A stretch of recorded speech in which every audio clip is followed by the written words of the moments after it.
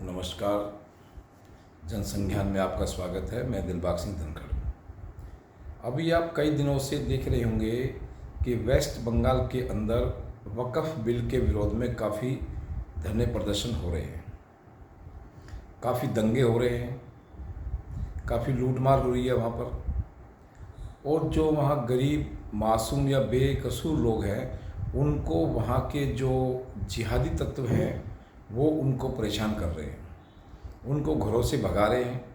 आपने देखा होगा काफ़ी जो हिंदू घर हैं, हिंदू परिवार है, वहाँ से वो पलायन कर रहे हैं और आसपास के स्कूलों में या किसी सरकारी संस्थाओं के अंदर जाकर के अपना वो शेल्टर कर रहे हैं और वहाँ से पूरी वो भागने की कोशिश कर रहे हैं, निकलने की कोशिश कर रहे हैं। क्योंकि बंगाल का एक माहौल जो है, वेस्ट बंगाल का माहौल जो है वो दिन पर दिन खराब होता जा रहा है।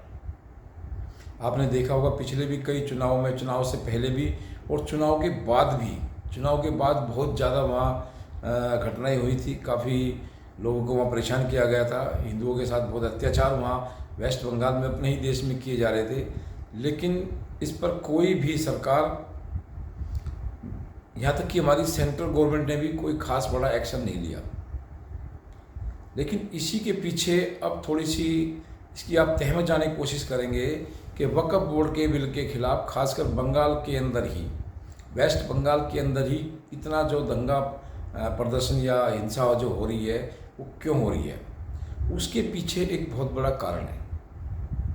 अभी कई दिनों से आपने देखा होगा, जैसे ही दिल्ली में सरकार बदली है, बीजेपी की सरकार आई है, उस सरकार के जब सरकार बदलने के बाद, आम आदमी पार्टी की सरकार जाने के बाद बीजेपी जब से दिल्ली में आई है, काफ़ी मंत्रालय में काम बहुत तेज़ी से आपने होता हुआ देखा होगा। लेकिन इसके साथ ही आपने एक दो काम पर भी और आपने ध्यान दिया होगा कि उन पर भी बहुत ज़्यादा जोर दिया जा रहा है। उनमें से दो काम में खासकर मैंने नोटिस किए हैं, उन पर जो बहुत ज़्यादा काम इस समय दिल्ली पुलिस और जो सरकार, जो दिल्ली सरकार के विभाग है और जो एक सेंटर जो एजेंसी है वो कर रही है। तो दो बड़े काम इसमें कौन से हैं, और उसी को आप देखेंगे कि बंगाल की जो घटना है उससे बिल्कुल आप ये आपको रिलेट होती दिखाई देगी। इनका बिल्कुल संबंध एक दूसरे से आपको सीधा संबंध दिखाई देगा। तो दो घटनाएं कैसी हो रही हैं दिल्ली में खासकर, वैसे तो पूरे भारत में ही ये हो रहा है, लेकिन दिल्ली में खासकर ये बहुत ज़्यादा आपको देखने को मिल रहा होगा मीडिया से, सोशल मीडिया से, कि इस समय दिल्ली में जो ड्रग्स तस्कर हैं, जो नशाखोर है, जो नशा बेचते हैं, किसी भी तरह का नशा हो सकता है, गांजा, अफीम, हीरोइन, कोकीन, काफ़ी आपने देखा होगा कि ये इस तरह के जो ड्रग्स होते हैं वो बहुत बड़ी मात्रा में शहरों में, खासकर क्योंकि जब बच्चे कॉलेज हॉस्टल में पढ़ते हैं, खासकर इन जगह को टारगेट करके वहाँ पर नशे का व्यापार बहुत तेज़ी से, बहुत दिनों से किया जा रहा है। लेकिन अभी तक किसी भी सरकार ने इस पर ज़्यादा ध्यान नहीं दिया था। लेकिन अमित शाह जी ने, हमारे जो गृह मंत्री जी हैं, होम मिनिस्टर है भारत हैं, उन्होंने बिल्कुल ये ठान लिया है कि जो ये नशा है ये हमारे देश के भविष्य को ख़त्म कर रहा है। जो भी बच्चे हॉस्टल में या कॉलेज में पढ़ने जाते हैं वो काफ़ी अच्छे बच्चे होते हैं, पढ़ाई लिखाई में अच्छे होते हैं, लेकिन घर से दूर रहने के कारण या कई बार संगति ऐसी मिल जाती है कि उसके कारण जो एक अच्छा बच्चा जो पढ़ने वाला होता है वो उन नशाखोरों की चुंगल में फंस जाता है, धीरे धीरे करके। क्योंकि घर से जब बच्चा दूर रहता है या थोड़ा सा ऐसा सिस्टम कई बार हो जाता है कि बच्चा उसमें बहक जाता है। लेकिन अब अमित शाह जी ने, गृह मंत्रालय ने ये बिल्कुल तय कर लिया है कि ये बिल्कुल भारत में से जो खासकर ड्रग्स है, ये इसमें बहुत तरह का नशा होता है, बहुत बच्चे इसमें बर्बाद होते हैं, घरों के घर बिल्कुल बर्बाद हो रहे हैं, पैसा बहुत लगता है, महंगा बहुत है। तो अमित शाह जी ने बिल्कुल अब ठान लिया है कि इस नशे के व्यापार को भारत में से बिल्कुल ख़त्म करना है। इसी के संदर्भ में आप देख रहे होंगे काफ़ी जो रेड्स पूरे भारत में जगह जगह पड़ रही है।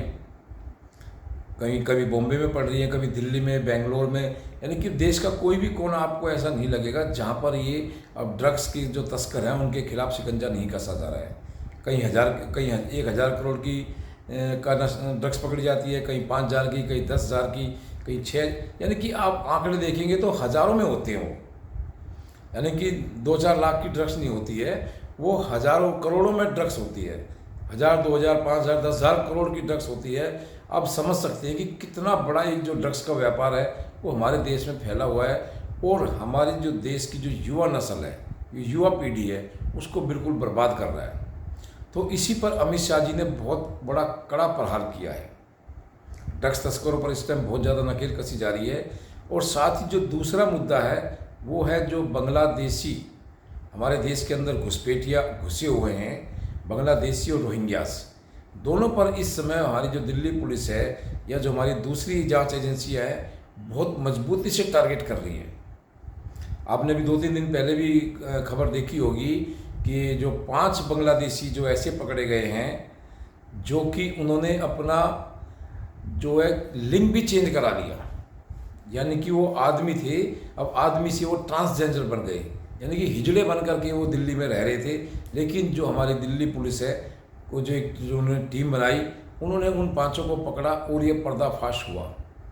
अभी 2 दिन पहले 2 महिलाएं पकड़ी गई हैं, उन्होंने भी अपने आप को जो है लिंग चेंज किया हुआ था, वे भी ट्रांसजेंडर बन गई थी, इंजेक्शन लगा करके, कुछ दवाई ले करके, यानी कि अपने आप को उन्होंने कुछ इस तरह से अपने सिस्टम को, अपनी बॉडी को इस तरह से मैनेज किया कि दूर से कोई देखेगा तो सोचेगा कि भाई हाँ ये ट्रांसजेंडर ही है, ये हिजड़े हैं, इनके इसमें ऐसा नहीं किया वो, यानी कि उनको इग्नोर कर दिया जाएगा।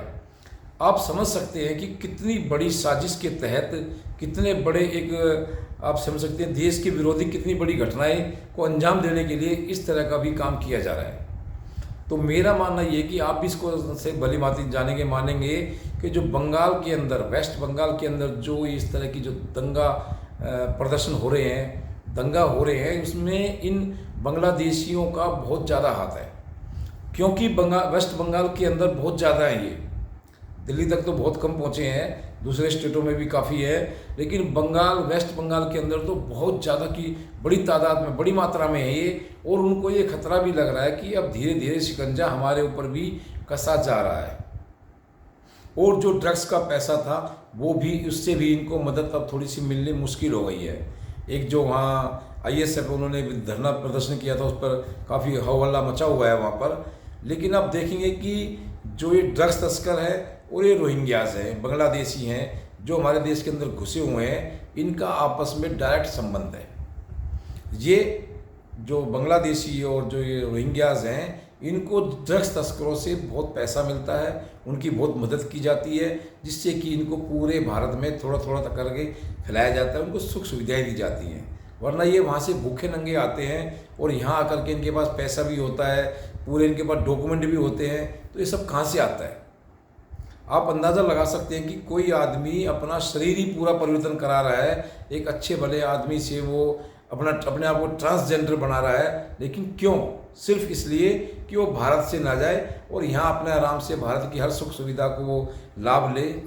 यहाँ से वो बिल्कुल भी अपने देश को जाना नहीं चाहते, यानी कि बांग्लादेश के अंदर वो बिल्कुल जाना नहीं चाहते। उनकी औरतें, उनके बच्चे अपने आप को ट्रांसजेंडर बना रहे हैं, केवल किस लिए कि वो भारत से ना जाए और यहीं अपने आराम से फले फूले, क्योंकि उनके आका उनको पैसा देते हैं, ड्रग्स का पैसा, जो 2 नंबर का पैसा है, हमारे देश के जो भविष्य को बर्बाद कर रहा है, हमारे देश को जो बर्बाद कर रहा है, उस पैसे से ये लोग मौज लेते हैं और यहाँ आराम से अपने परिवार को पालते हैं और हमारे देश की जो देश विरोधी जो घटनाएं हैं उनमें शामिल होते हैं।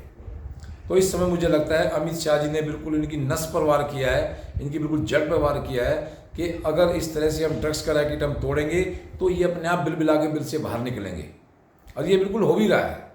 जैसे जैसे ड्रग्स तस्करों पर नकेल कसी जा रही है, ऐसे ऐसे ये बांग्लादेशियों के झुंड और इनके ग्रुप जो है पकड़े भी जा रहे हैं, क्योंकि इनको मैनुअली और टेक्निकली दोनों तरह से हमारी जो दिल्ली पुलिस की टीम है या दूसरी जांच एजेंसी है वो इनको बिल्कुल घेर रही है, इनको बचने का रास्ता नहीं मिल रहा है। वरना वेस्ट बंगाल के अंदर जो ये मुर्शिदाबाद में या कई जगह जो हिंसा हुई है, दंगे हुए हैं, ममता बनर्जी ने, वहाँ की मुख्यमंत्री ने साफ बोला है कि भाई मैं अपने राज्य में वक्फ बिल को लागू नहीं होने दूंगी, उसके बावजूद भी वहाँ दंगे हो रहे हैं। एक मुख्यमंत्री की बात पर भी लोग भरोसा नहीं कर रहे हैं, क्योंकि इनको तो किसी पे को भरोसा है ही नहीं। ये सिर्फ ये चाहते हैं कि हमारा कोई भी सिस्टम खराब ना हो, जैसे अब तक चला आ रहा था, ऐसे ही चलता रहे और हम ऐसे ही देश के अंदर, हमारे भारत देश के अंदर खाएंगे भी और यहीं हमारे देश के अंदर ये दंगा फसाद भी करेंगे, देश विरोधी काम भी करेंगे। लेकिन अब ऐसा नहीं होगा, क्योंकि जो अमित शाह जी ने जो एक बार ठान लिया, मोदी जी ने जो एक बार ठान लिया, उसको कोई रोक नहीं सकता। आपने देखा होगा कि वक्फ बिल के अंदर भी काफ़ी लोगों को ये लगता कि भाई ये वक्फ बिल पास नहीं होगा और कई सरकारें, कई पार्टियाँ इसका विरोध करेंगी, लेकिन ऐसा नहीं हुआ। विपक्ष का थोड़ा बहुत हो हल्ला हुआ, लेकिन समाज से इसको बहुत सपोर्ट मिली, खासकर मुस्लिम समाज से वक्फ बिल को पास करने में बहुत सपोर्ट मिली। उन्होंने किसी भी तरह का ऐसा कुछ ज़्यादा विरोध दर्ज नहीं कराया, क्योंकि उनको पता चल गया कि वक्फ बोर्ड के अंदर जितना बड़ा घोटाला है इतना कहीं भी नहीं है। कई तरह के आंकड़े आए थे कि वक्फ बोर्ड के अंदर केवल वो 200 करोड़ रुपए का एक जो इनकम दिखाते हैं, लेकिन जो इसकी एक वैसी जांच की गई उसमें पता चला कि कम से कम ये 20,000 करोड़ से ऊपर का इनकी आमदनी है। तो यानी कि कहाँ 20,000 और कहाँ 200 करोड़। इसका मतलब ये हुआ कि 99% जो पैसा है वक्फ बोर्ड का वो खाया जा रहा था। तो इस वजह से जब भारत सरकार ने इस चीज़ को पूरे विस्तृत, पूरी जानकारी पूरी समय के साथ लोगों के बीच में लाया गया, खासकर मुस्लिम समुदाय के बीच में इसको लाया गया, तो लोगों को यकीन हो गया हाँ भाई इसमें तो हम आम आदमी का, आम मुस्लिम का इसमें कोई नुकसान नहीं है। इसमें सिर्फ जो वक्फ बोर्ड की जो प्रॉपर्टी है उसका मिसयूज़ हो रहा है और कुछ चंद लोग ही इसको खा रहे हैं और अपने घर बराबर प्रॉपर्टी को खड़े करते जा रहे हैं, विदेशों में पैसा प्रॉपर्टी बढ़ा रहे हैं। तो इस वजह से इस वक्फ बोर्ड बिल का पूरे भारत में कहीं कोई ज़्यादा ऐसा दंगा प्रदर्शन होता होगा नहीं दिखाई देगा।